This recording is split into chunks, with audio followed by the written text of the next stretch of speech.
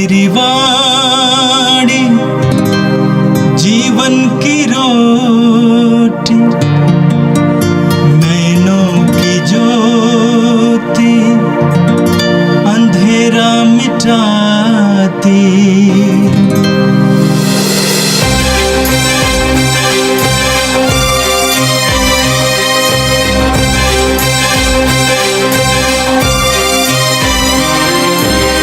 प्रभु तेरी वाणी जीवन की रोटी, नैनों की ज्योति अंधेरा मिटाती। प्रभु तेरी वाणी जीवन की रोटी, नैनों की ज्योति अंधेरा मिटाती। वाणी वाणी वाणी वाणी वाणी पवित्र है, शाश्वत है, जीवन का मन्ना है। 26 मार्च शनिवार। पहला पाठ नबी होसिया का ग्रंथ, अध्याय 6, पद संख्या 1 से 6। आओ हम प्रभु के पास लौटे, उसने हमको घायल किया, वही हमें चंगा करेगा। उसने हमको मारा है, वही हमारे घावों पर पट्टी बांधेगा। वह हमें 2 दिन बाद जिलाएगा, तीसरे दिन वह हमें उठाएगा और हम उसके सामने जीवित रहेंगे। आओ हम प्रभु का ज्ञान प्राप्त करने का प्रयत्न करें। उसका आगमन भोर की तरह निश्चित है। वह पृथ्वी को सींचने वाली हितकारी वर्षा की तरह हमारे पास आएगा। हे इफ्राइम, मैं तुम्हारे लिए क्या करूं? हे यूदा, मैं तुम्हारे लिए क्या करूं?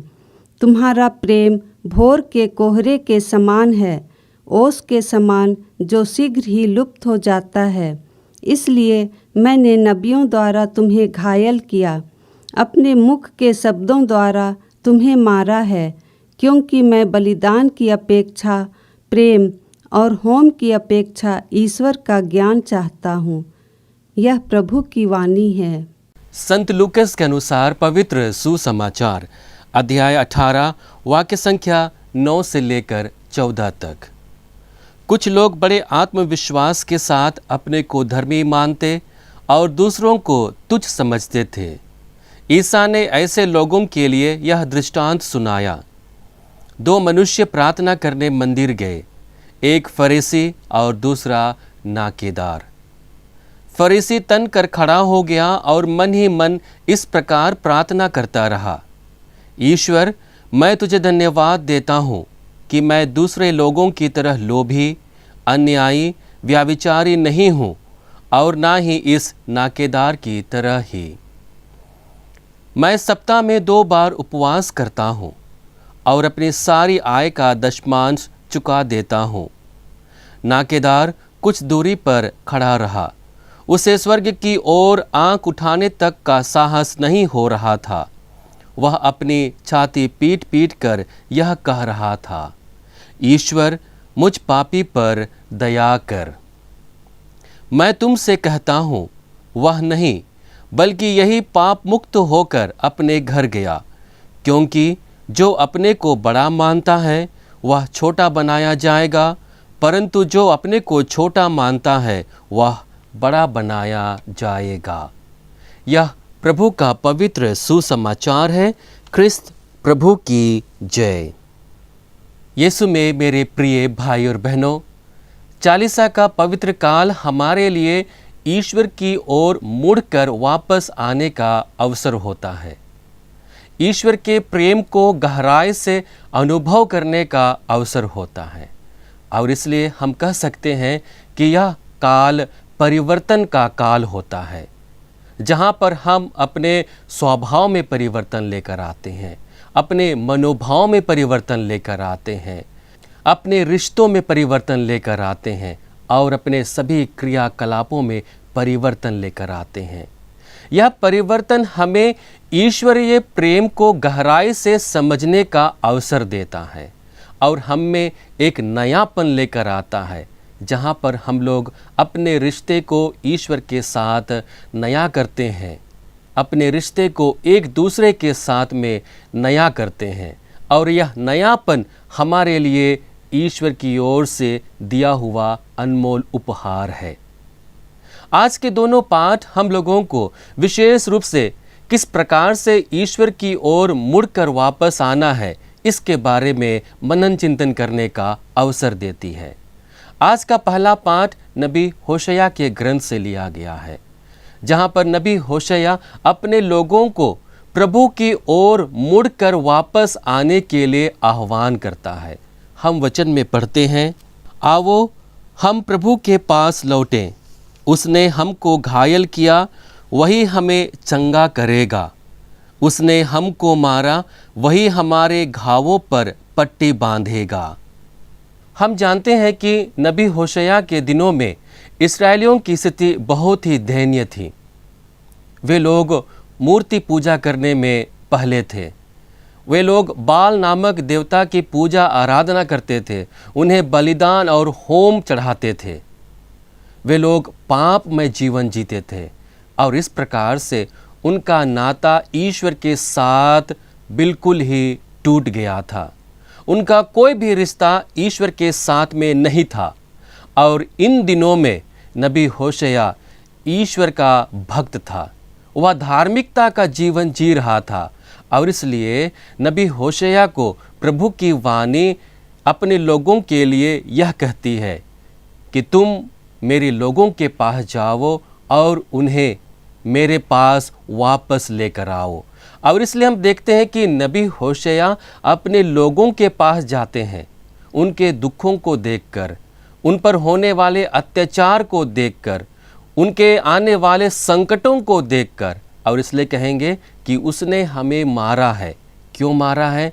क्योंकि हम लोगों ने स्वयं अपनी ओर से ईश्वर से रिश्ता तोड़ दिया है और इसलिए जो भी विपत्तियां हमारे जीवन में आ रही हैं वह हमारा ही किया कराया है और इसलिए हमें ईश्वर की ओर अभिमुख होकर वापस लौटकर आना है और ईश्वर हमारी मलहम पट्टी करेगा, हमको नया जीवन देगा। हम वचन में पढ़ते हैं, वह हमें 2 दिन बाद जिलाएगा, तीसरे दिन वह हमें उठाएगा और हम उसके सामने जीवित रहेंगे। प्रभु में जीवित रहने के लिए और अपने जीवन को भली भांति जीने के लिए वह लोगों को ईश्वर की ओर वापस लेकर आने की कोशिश करता है और उन्हें आग्रह करता है कि तुम्हें जीवन जीना है और तुम्हें जीवित रहना है तो ईश्वर की ओर अभिमुख होना आवश्यक है। नबी होशया आगे कहते हैं, आओ हम प्रभु का ज्ञान प्राप्त करने का प्रयत्न करें। आज के पाठ का सबसे मूल विषय यही है कि प्रभु के ज्ञान के विषय में जानने की कोशिश करना। इब्रानी भाषा में ज्ञान को यदा कहते हैं और यदा का अर्थ केवल बौद्धिक ज्ञान नहीं होता है, इसका अर्थ इससे कहीं अधिक होता है। इसका अर्थ यह होता है कि व्यक्तिगत संबंध के बारे में ज्ञान, व्यक्तिगत संबंध के बारे में ज्ञान को ही यदा कहते हैं और इस प्रकार से ईश्वर यह चाहता है कि उसकी निजी प्रजा इस्राएल उसके बारे में व्यक्तिगत रूप से जाने और पहचाने, उसके प्रेम को गहराई से महसूस करे, उसकी क्षमाशीलता को अपने जीवन में अनुभव करे। और इसी ज्ञान के बारे में नबी होशया अपने लोगों से कहते हैं कि आओ हम प्रभु के ज्ञान के बारे में जानने की कोशिश करें। अर्थात वे कहते हैं कि तुम लोग व्यक्तिगत रूप से ईश्वर से अपने संबंध को जानो और पहचानो और उसी जानने और पहचानने में ही तुम्हारी भलाई है, क्योंकि जब तुम उसे व्यक्तिगत रूप से जानोगे, पहचानोगे और पूर्ण रूप से जानकारी प्राप्त कर लोगे तो वह तुम्हें अपनी कृपा से भर देगा। तब तुम उसके प्रेम को भली भांति जान पाओगे और इसी जानकारी को प्राप्त करने के लिए नबी होशया अपने लोगों को ईश्वर के पास वापस लेकर आने की कोशिश करता है। यह ज्ञान ऐसा ज्ञान है जो उनके व्यक्तिगत जीवन में परिवर्तन लेकर आएगा। ईश्वर को पहचानने के लिए, ईश्वर के प्रेम को जानने के लिए, ईश्वर के प्रेम को गहराई से अपने व्यक्तिगत जीवन में महसूस करने के लिए मदद करेगा। और यह वही ज्ञान है जिनके माध्यम से वे लोग ईश्वर के सच्चे स्वरूप को पहचानने में समर्थ होंगे। और इसका परिणाम यह होगा कि इस ज्ञान के द्वारा उनके जीवन में एक परिवर्तन आएगा। वे लोग ईश्वर की ओर अभिमुख होंगे।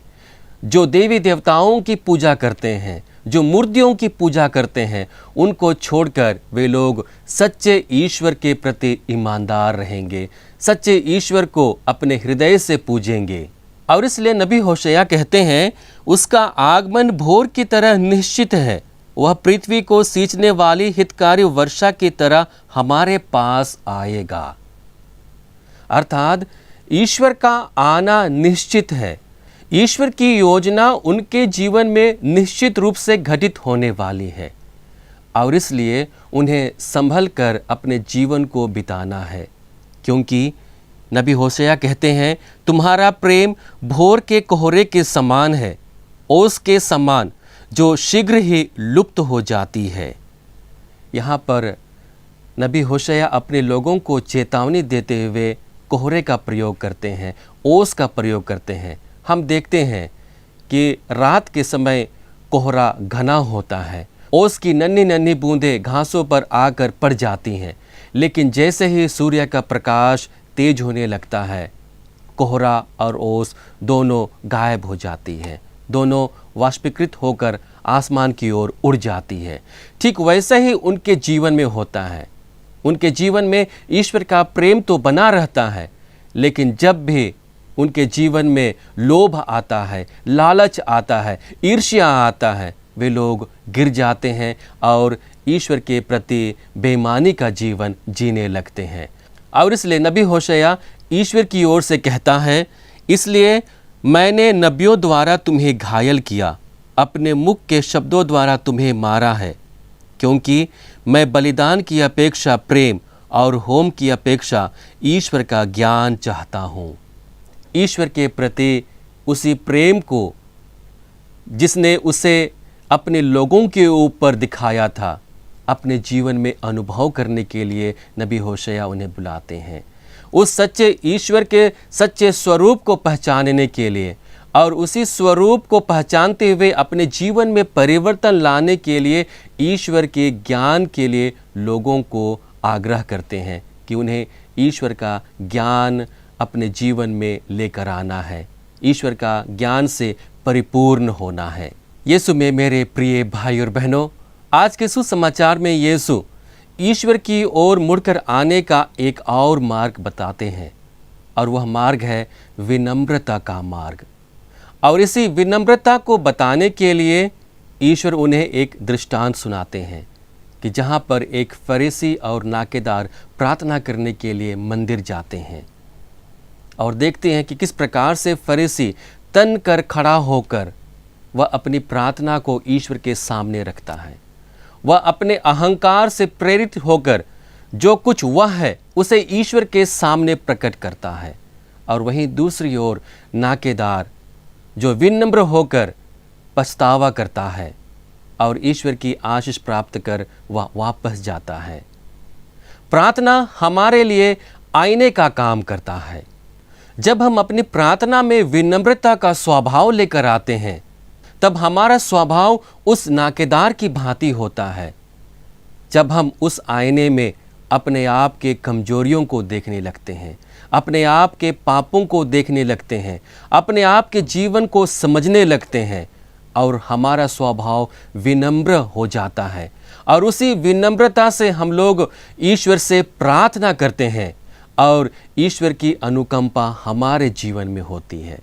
लेकिन वहीं दूसरी ओर जब हम अपनी प्रार्थना में बाह्य आडंबर को लेकर आते हैं, घमंड को लेकर आते हैं, अहंकार को लेकर आते हैं, तब वह आईना हमारी वास्तविक स्थिति को दर्शाती है, जहाँ पर हम अपने आप को अच्छा मानते हैं, भला मानते हैं, ईमानदार मानते हैं, वहीं दूसरी ओर को तुच्छ समझते हैं, अपने आप को योग्य मानते हैं और दूसरे लोगों को अयोग्य समझते हैं।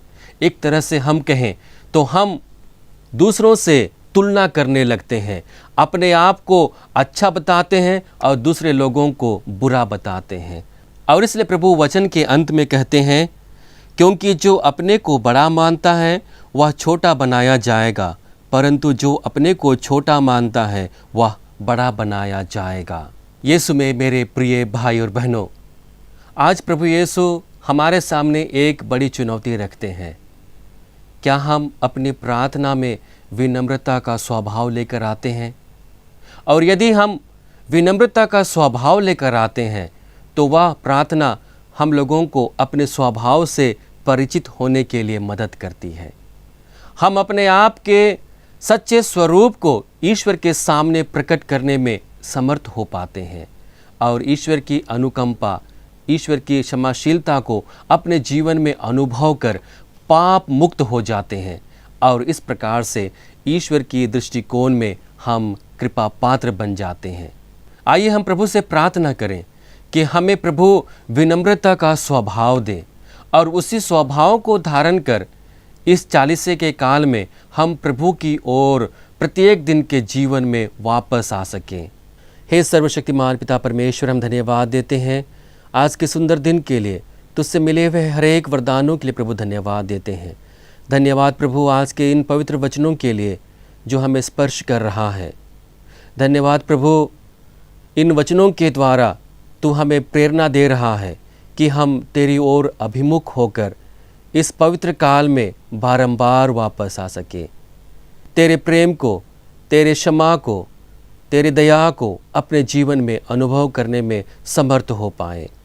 हमें बल दे प्रभु कि जिस प्रकार से नबी होशैया अपने लोगों को प्रेम और ईश्वर के ज्ञान से परिपूर्ण होकर ईश्वर की ओर अभिमुख होने के लिए बुलाता है, ठीक वैसे ही प्रभु हम तेरे ज्ञान से परिपूर्ण हो जाएं, ताकि हम तेरे सच्चे स्वभाव को जान पाएं। तेरे स्वभाव को जानते हुए हम विनम्रता के साथ अपनी प्रार्थना में तेरे साथ जुड़ सकें और तेरे क्षमा को, दया को, कृपा को अपने जीवन में अनुभव करते हुए अपने जीवन को जी सके और दूसरों को भी प्रेरित कर सके। हम यह प्रार्थना करते हैं हमारे प्रभु ख्रिस्त के द्वारा, आमीन। प्रभु तेरी वाणी जीवन की रोटी, नैनों की ज्योति अंधेरा मिटाती। वाणी वाणी वाणी